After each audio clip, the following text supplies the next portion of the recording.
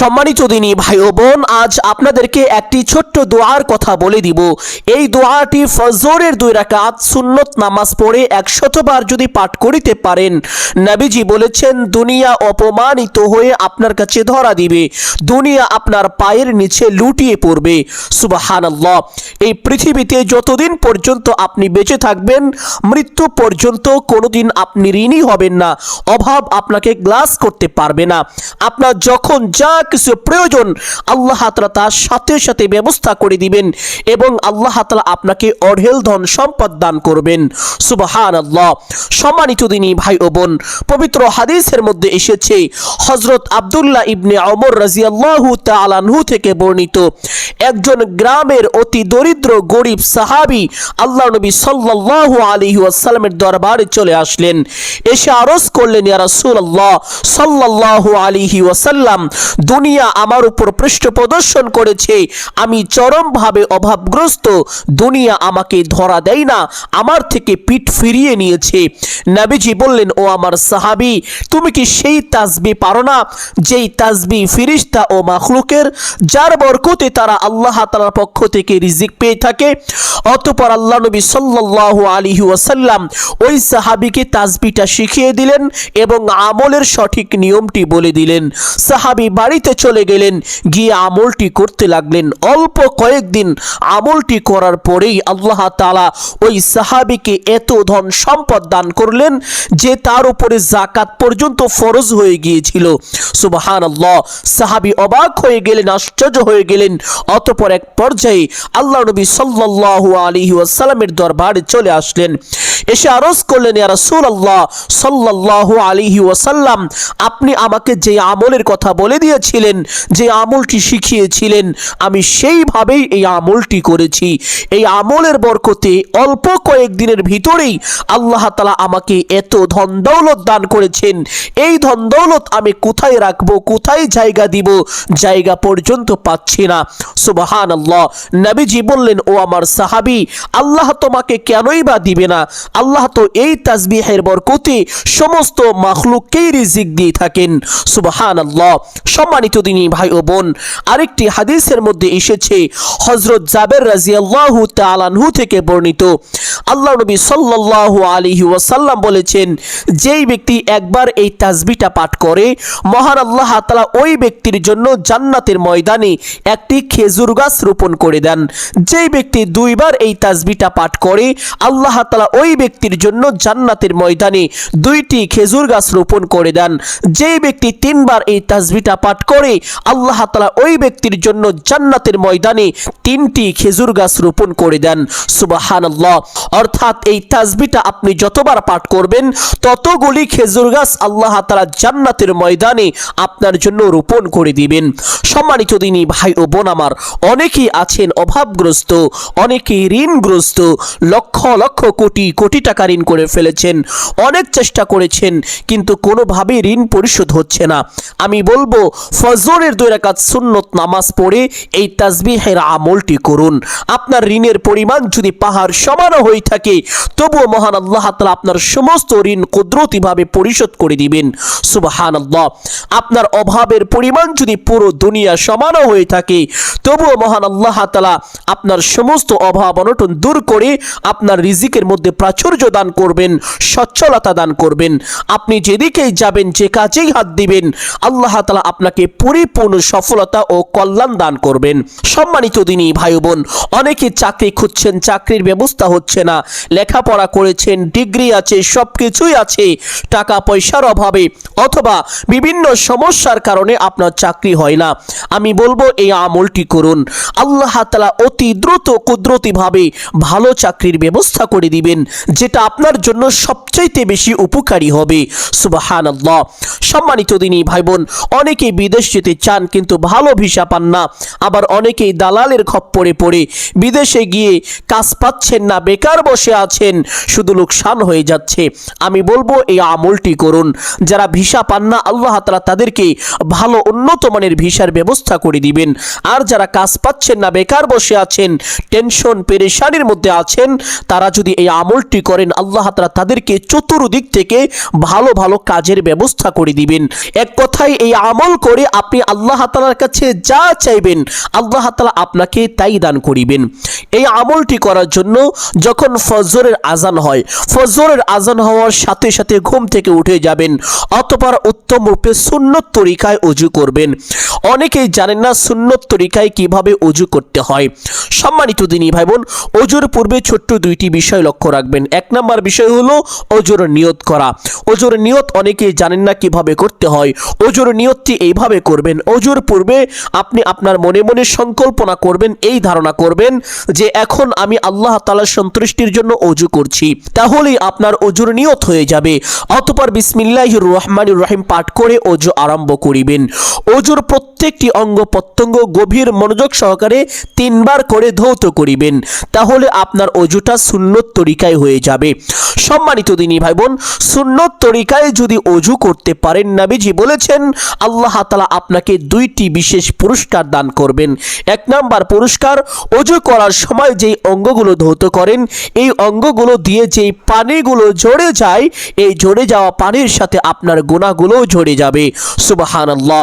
2য় number পুরস্কার, এই অঙ্গগুলো দিয়ে কাল হাসরের ময়দানে নূরের ঝলকানি বের হবে, যা দেখে নবীজি বলেন আমি তোমাকে কাল হাসরের ময়দানে চিনতে পারবো। তোমাকে চেনার পরে আল্লাহ তাআলার দরবারে নিয়ে সুপারিশ করে নিরাপদে জান্নাতে পৌঁছে দিব। এটা আমি নবীজির দায়িত্ব। সুবহানাল্লাহ। সম্মানিত দিনী ভাই বোন, শুধু তাই নয়, যেই ব্যক্তি সুন্নত তরিকায় ওযু করবে ওই ব্যক্তির হাসর হবে নবীগণের সঙ্গে। নবীজি বলেন আলমারউ মা আমান আহাব্বা, যার সাথে যার মহব্বত তার সাথে তার কিয়ামত। এই জন্য আপনি যদি নবীজিকে মহব্বত করে সুন্নত তরিকায় ওযু করতে পারেন, তাহলে কাল হাসরের ময়দানে নবীজির সঙ্গে আপনার হাসর হবে, আপনি নবীজির সঙ্গে জান্নাতে চলে যেতে পারবেন। সুবহানাল্লাহ। সম্মানিত দিনী ভাই বোন, এই জন্য চেষ্টা করিবেন সুন্নত তরিকায় ওযু করার জন্য। সুন্নত তরিকায় ওযু করে নবীজি বলেছেন একটি ছোট্ট কালিমা একবার যদি পাঠ করেন, আল্লাহ তাআলা কাল হাসরের ময়দানে আপনার জন্য জান্নাতের 8টি দরজাই খুলে দিবেন। আপনি জান্নাতের যেই কোনো দরজা দিয়ে ইচ্ছে সেই দরজা দিয়ে সসম্মানে বিনা হিসাবে জান্নাতে প্রবেশ করতে পারবেন। আপনার জন্য কোনো বাধাই থাকবে না, এমনকি আপনার জন্য কোনো হিসাবেরও ব্যবস্থা হবে না। সুবহানাল্লাহ। সম্মানিত দিনী ভাই বোন, সেই ছোট্ট কালিমাটি হলো আশহাদু আল্লা ইলাহা ইল্লাল্লাহু ওয়াহদাহু লা শারীকা লাহ ওয়া আশহাদু আন্না মুহাম্মাদান আবদুহু ওয়া রাসূলুহু। কালিমাটি পাঠ করার একটি নিয়ম আছে। নবীজি বলেছেন ওযুর পরে ডান হাতের শাহাদাত আঙ্গুলটি আসমানের দিকে সোজা করে দিয়ে তারপরে কালিমাটি পাঠ করতে হবে। কালিমাটি যখন পাঠ করা শেষ হয়ে যাবে তখন আঙ্গুলটি নামিয়ে ফেলবেন। সম্মানিত দিনী ভাই বোন, আপনি যদি চান আপনার জান্নাতে যাওয়ার পথ অতি সহজ হোক, সুগম হোক, বিনা হিসাবে যদি জান্নাতে যেতে চান, তাহলে এই ছোট্ট কালিমাটি প্রত্যেক ওযুর পরে একবার করে পাঠ করবেন ইনশাআল্লাহ। কালিমাটি পাঠ করা শেষ করে একটি পবিত্র স্থানে চলে যাবেন, গিয়ে কিবলামুখী হয়ে দাঁড়িয়ে ফজরের 2 রাকাত সুন্নত নামাজ পড়বেন। দিনী ভাই ও বাবারা যারা মসজিদে গিয়ে নামাজ পড়েন তারা মসজিদের মধ্যেও এই আমলটি করতে পারবেন। মা ও বোন এবং মাযুর ব্যক্তিগণ যারা রয়েছেন, যারা ঘরে বা বাড়িতে নামাজ পড়েন, তারা ঘরে বা বাড়িতে ফজরের 2 রাকাত সুন্নত নামাজ পড়েও এই আমলটি করতে পারবেন, কোনো সমস্যা নেই। আমলটি করার জন্য ফজরের 2 রাকাত সুন্নত নামাজ শেষ করে সে স্থানে বসে সর্বপ্রথম আমি আপনাদেরকে যেই দুরুদের কথা বলে দিব এই দুরুদটি পাঠ করার চেষ্টা করিবেন, কারণ কিতাবের মধ্যে এসেছে এই দুরুদটি হলো ধন সম্পদ লাভের দুরুদ। এই দুরুদ বেশি বেশি পাঠ করলে ধন সম্পদ বৃদ্ধি হয়, রুজি রোজগারে বরকত হয়, এবং কেউ যদি নিয়মিত এই দুরুদটি পাঠ করতে পারে আল্লাহ তাআলা তাকে অতি দ্রুত গুপ্ত ধনের সন্ধান দিবেন, যেই গুপ্ত ধন পেয়ে আপনি রাতারাতি ধনী হয়ে যেতে পারবেন। সুবহানাল্লাহ। অনেকের হয়তোবা বিশ্বাস হচ্ছে না, আপনারা চাইলে এই দুরুদটা লিখে গুগলে সার্চ করতে পারেন, ইনশাআল্লাহ আপনারা ডকুমেন্ট পেয়ে যাবেন। সম্মানিত দিনী ভাই বোন, দুরুদটি বলে দিচ্ছি, সকলেই সহিহ শুদ্ধ উচ্চারণটি শিখে রাখুন। দুরুদটি হলো আল্লাহুম্মা সাল্লি আলা মুহাম্মাদিন আবদিকা ওয়া রাসূলিকা ওয়া আলাল মুমিনিনা ওয়াল মুমিনাতি ওয়াল মুসলিমিনা ওয়াল মুসলিমাতি। যারা রাতারাতি ধনী হতে চান, তারা উঠতে বসতে চলতে ফিরতে যখনই সময় পাবেন এই ছোট্ট দুরূদটি বেশি বেশি পাঠ করবেন। যেমন ধরেন আপনি কাজ করছেন, কাজ করুন আর এই দুরূদটি পাঠ করুন। আপনি রাস্তা দিয়ে হাঁটছেন, হাঁটুন আর এই দুরূদটি পাঠ করুন। আপনি সিঁড়ি দিয়ে উঠছেন, উঠুন আর এই দুরূদটি পাঠ করুন। আপনার জবানের সাথে এই দুরূদটিকে সেট করে রাখুন। দেখবেন আল্লাহ তাআলা এই দুরূদের বরকতে অতি দ্রুত আপনাকে সচ্ছলতা দান করবেন এবং সকল প্রকার বিপদ আপদ থেকে নিজ কুদরতি হাতে হেফাজত করবেন। সুবহানাল্লাহ। নবীজি বলেছেন, যেই ব্যক্তি আমি রাসূলের উপরে একবার দুরূদ পাঠ করে, আল্লাহ তাআলা ওই ব্যক্তির উপরে সাথে সাথে 10টি রহমত নাজিল করেন। আমরা অনেকেই এই হাদিসটি শুনেছি, কিন্তু রহমত কি জিনিস এটা না জানার কারণে আমরা এই হাদিসটাকে হালকাভাবে নিয়েছি। সম্মানিত দিনী ভাই বোন, আল্লাহ তাআলার রহমত হলো এমন জিনিস, ধরুন আপনার উপরে আল্লাহ তাআলার 10টি রহমত আছে, তাহলে 10টি বড় বড় বিপদ থেকে আল্লাহ তাআলা স্বয়ং নিজ কুদরতি হাতে আপনাকে হেফাজত করবেন। রাস্তা দিয়ে চলছেন, চলার পথে হঠাৎ অ্যাক্সিডেন্ট করে আপনি মৃত্যুবরণ করবেন, এই যে একটি কঠিন বিপদ, এই বিপদ থেকে আল্লাহ তাআলার রহমত থাকার কারণে আপনাকে হেফাজত করবেন। আপনি বিপদে পড়বেন না, অ্যাক্সিডেন্টের মাধ্যমে আপনি মারা যাবেন না। সম্মানিত দিনী ভাই বোন, এইরকম বড় বড় কমপক্ষে 10টি বিপদ থেকে আল্লাহ তাআলা আপনাকে হেফাজত করবেন। সুবহানাল্লাহ। শুধু তাই নয়, নবীজি বলেছেন, আপনি যদি একবার দুরূদ পাঠ করেন, কমপক্ষে আপনার মনের বড় বড় 10টি আশা আল্লাহ তাআলা পূরণ করে দিবেন। আমরা অনেকেই অনেক সময় অনেক রকম আশা করে থাকি, যে আশাগুলো পূরণ হওয়া তো দূরের কথা, এটা স্বপ্নেও ভাবা যায় না। সম্মানিত দিনী ভাই ও বোন আমার, এই সমস্ত বড় বড় আশাগুলোকেও আল্লাহ তাআলা পূরণ করে দিবেন যদি আপনি নবীজির উপরে দুরূদ পাঠ করতে পারেন। শুধু তাই নয়, একবার দুরূদ পাঠ করার বিনিময়ে আল্লাহ তাআলা আপনার আমলনামায় কমপক্ষে 10টি নেকি দান করবেন, আপনার জীবন থেকে কমপক্ষে 10টি গুনাহ খাতা ক্ষমা করে দিবেন। সুবহানাল্লাহ। এই জন্য চেষ্টা করিবেন বেশি বেশি দুরূদ পাঠ করার জন্য। আমলের সময় কমপক্ষে 11 বার পাঠ করবেন। আর যদি এই দুরূদটি পাঠ করতে না পারেন, তাহলে ছোট্ট দুরূদ সাল্লাল্লাহু আলাইহি ওয়াসাল্লাম 11 বার পাঠ করবেন, অথবা যে কোনো একটি দুরূদ আপনার কাছে ভালো লাগে সেই দুরূদটি 11 বার পাঠ করবেন। দুরূদ পাঠ করা শেষ করে একটি ছোট্ট ইস্তেগফার পাঠ করবেন। যেই ইস্তেগফারের ব্যাপারে পবিত্র হাদিসের মধ্যে এসেছে, হযরত আব্দুল্লাহ ইবনে আব্বাস রাদিয়াল্লাহু তাআলা আনহু থেকে বর্ণিত, আল্লাহ নবী সাল্লাল্লাহু আলাইহি ওয়াসাল্লাম বলেছেন, যেই ব্যক্তি এই ইস্তেগফারটি বেশি বেশি পাঠ করে, আল্লাহ তাআলা তার গুনাহ খাতা ক্ষমা করে দেন, তার সকল অভাব অনটন দুঃখ কষ্ট পেরেশানি বিপদ আপদ বালা মুসিবত দূর করে দেন, এবং আল্লাহ তাআলা ওই ব্যক্তিকে এমন এমন জায়গা থেকে রিজিক দান করেন যা সে কখনো কল্পনাও করতে পারেনি। সুবহানাল্লাহ। আপনি যদি আল্লাহ তাআলার পক্ষ থেকে অকল্পনীয়ভাবে রিজিক পেতে চান, তাহলে এই ইস্তেগফারটি উঠতে বসতে চলতে ফিরতে যখনই সময় পাবেন বেশি বেশি পাঠ করবেন। ইস্তেগফারটি হলো, আস্তাগফিরুল্লাহ রাব্বি মিন কুল্লি যামবি ওয়া আতুবু ইলাইহি লা হাওলা ওয়ালা কুওয়াতা ইল্লা বিল্লাহ। আর যদি এই ইস্তেগফারটি পাঠ করিতে না পারেন, তাহলে এই ছোট্ট ইস্তেগফারটি পাঠ করিবেন, আস্তাগফিরুল্লাহ। অথবা যেই ইস্তেগফারটি আপনার কাছে ভালো লাগে সেই ইস্তেগফারটি কমপক্ষে 11 বার আমলের সময় পাঠ করবেন। সম্মানিত দিনী ভাই বোন, ইস্তেগফারটি পাঠ করা শেষ করে সেই তাসবিহটা পাঠ করিবেন, যেই তাসবিহের ব্যাপারে পবিত্র হাদিসের মধ্যে এসেছে, হযরত আব্দুল্লাহ ইবনে ওমর রাদিয়াল্লাহু তাআলা আনহু থেকে বর্ণিত, প্রত্যন্ত গ্রাম অঞ্চল থেকেই একজন সাহাবী, যে সাহাবী ছিলেন অত্যন্ত দারিদ্র, খুবই অভাবগ্রস্ত এবং ঋণগ্রস্ত, ওই সাহাবী আল্লাহ নবী সাল্লাল্লাহু আলাইহি ওয়াসাল্লামের দরবারে চলে আসলেন। এসে আরজ করলেন, ইয়া রাসূলুল্লাহ সাল্লাল্লাহু আলাইহি ওয়াসাল্লাম, দুনিয়া আমার উপর পৃষ্ঠ প্রদর্শন করেছে, দুনিয়া আমার থেকে পিঠ ফিরিয়ে নিয়েছে, দুনিয়া আমাকে ধরা দেয় না, আমি চরমভাবে অভাবগ্রস্ত। নবীজি বললেন, ও আমার সাহাবী, তুমি কি সেই তাসবিহ পারো পারো না, যেই তাসবিহ ফেরেশতা ও মাখলুকের যার বরকতে তারা আল্লাহ তাআলার পক্ষ থেকে রিজিক পেয়ে থাকেন।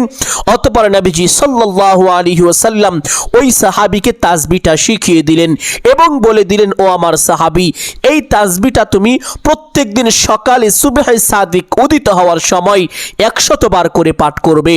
যদি তুমি এই আমলটি এইভাবে করতে পারো, দুনিয়া অপমানিত হয়ে তোমার কাছে ধরা দিবে। সুবহানাল্লাহ।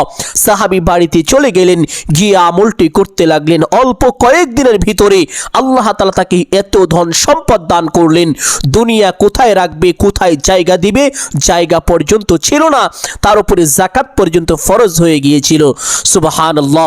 সেই তাসবিহটা হলো সুবহানাল্লাহি ওয়া বিহামদিহি সুবহানাল্লাহিল আযীম ওয়া বিহামদিহি আস্তাগফিরুল্লাহ। আরেকটি হাদিসের মধ্যে এসেছে, আল্লাহ নবী সাল্লাল্লাহু আলাইহি ওয়াসাল্লাম বলেছেন, যেই ব্যক্তি সকালে 100 বার পাঠ করবে সুবহানাল্লাহিল আযীম ওয়া বিহামদিহি আস্তাগফিরুল্লাহ, এবং সন্ধ্যায় আবার 100 বার পাঠ করবে সুবহানাল্লাহিল আযীম ওয়া বিহামদিহি আস্তাগফিরুল্লাহ, ওই ব্যক্তি সমস্ত সৃষ্টিকুলের মাঝে সবচাইতে বেশি মর্যাদা এবং সওয়াবের অধিকারী হবে। ওই ব্যক্তির চাইতে বেশি সওয়াব এবং বেশি মর্যাদাপূর্ণ আল্লাহ তাআলার সৃষ্টি জীবের মাঝে আর কেউ হতে পারবে না। সুবহানাল্লাহ। শুধু তাই নয়, আরেকটি হাদিসের মধ্যে এসেছে, হযরত জাবের রাদিয়াল্লাহু তাআলা আনহু থেকে বর্ণিত, আল্লাহ নবী সাল্লাল্লাহু আলাইহি ওয়াসাল্লাম বলেছেন, যেই ব্যক্তি একবার পাঠ করবে সুবহানাল্লাহিল আযীমি ওয়া বিহামদিহি আস্তাগফিরুল্লাহ, আল্লাহ তাআলা ওই ব্যক্তির জন্য জান্নাতের ময়দানে একটি খেজুর গাছ রোপণ করেন। যেই ব্যক্তি 2 বার পাঠ করে তার জন্য 2টি খেজুর গাছ রোপণ করেন। এইভাবে যেই ব্যক্তি যতবার এই তাসবিহটা পাঠ করে ওই ব্যক্তির জন্য ততগুলো খেজুর গাছ আল্লাহ তাআলা জান্নাতের ময়দানে রোপণ করে থাকেন। সুবহানাল্লাহ। শুধু তাই নয়, আরেকটি হাদিসের মধ্যে নবীজি বলেন, যেই ব্যক্তি দিনে 100 বার পাঠ করে সুবহানাল্লাহি ওয়া বিহামদিহি, ওই ব্যক্তির সমস্ত গুনাহ খাতা আল্লাহ তাআলা ক্ষমা করে দেন, যদিও তার গুনাহের পরিমাণ সমুদ্রের ফেনা রাশিও হয়ে থাকে। সুবহানাল্লাহ। সম্মানিত দিনী ভাই বোন, আরেকটি হাদিসের মধ্যে নবীজি বলেছেন, সুবহানাল্লাহি ওয়া বিহামদিহি সুবহানাল্লাহিল আযীম, এই তাসবিহটা পাঠ করতে খুবই সহজ, কিন্তু মিজানের পাল্লায় অধিক ভারী হবে। এজন্য সকলেই চেষ্টা করবেন উঠতে বসতে চলতে ফিরতে এই তাসবিহটা বেশি বেশি পাঠ করার জন্য। এই তাসবিহ পাঠ করলে দুনিয়ায়ও লাভবান হবেন, আখিরাতেও লাভবান হবেন। আমলের সময় কমপক্ষে 100 বার তাসবিহটা পাঠ করা শেষ করে আবার সেই দুরূদ শরীফ কমপক্ষে 11 বার পাঠ করবেন, না পারলে যে কোনো একটি দুরূদ 11 বার পাঠ করবেন। পাঠ করা শেষ করে মোনাজাত করবেন। এই মোনাজাতের মধ্যে আপনি যা চাইবেন আল্লাহ তাআলা আপনাকে তাই দান করিবেন। এজন্য বেশি বেশি চাইবেন। মোনাজাত শেষ করে একবার যে কোনো একটি দুরূদ শরীফ পাঠ করবেন, তাহলে আপনার দোয়া আল্লাহ তাআলার আরশে আজিমে পৌঁছে যাবে, অতি দ্রুত কবুল আর মঞ্জুর হয়ে যাবে। সম্মানিত দিনী ভাই বোন, আমি আশা করছি আজকের এই আমলটি আপনাদের সকলের জন্য অত্যন্ত গুরুত্বপূর্ণ এবং উপকারী ছিল। অতএব সকলকে বলবো সদকায়ে জারিয়ার উদ্দেশ্যে কমপক্ষে একটি হলেও শেয়ার করে দিবেন। যদি আলোচনাটি ভালো লাগে অবশ্যই ভিডিওতে একটি লাইক করবেন, কমেন্টে আমিন বলে দোয়ায় শরীক থাকবেন। যারা এই চ্যানেলে নতুন দর্শক রয়েছেন চেষ্টা করিবেন চ্যানেলটি সাবস্ক্রাইব করে রাখার জন্য। সকলের জন্য অন্তর থেকে দোয়া করি আল্লাহ তাআলা সকলকে ভালো রাখুন, সুস্থ রাখুন, জানে মালে কামায় রুজি ব্যবসা বাণিজ্যে প্রচুর পরিমাণ উন্নতি ও বরকত দান করুন। সকলেই বলি আমিন সুম্মা আমিন। আসসালামু আলাইকুম ওয়া রাহমাতুল্লাহি ওয়া বারাকাতুহু।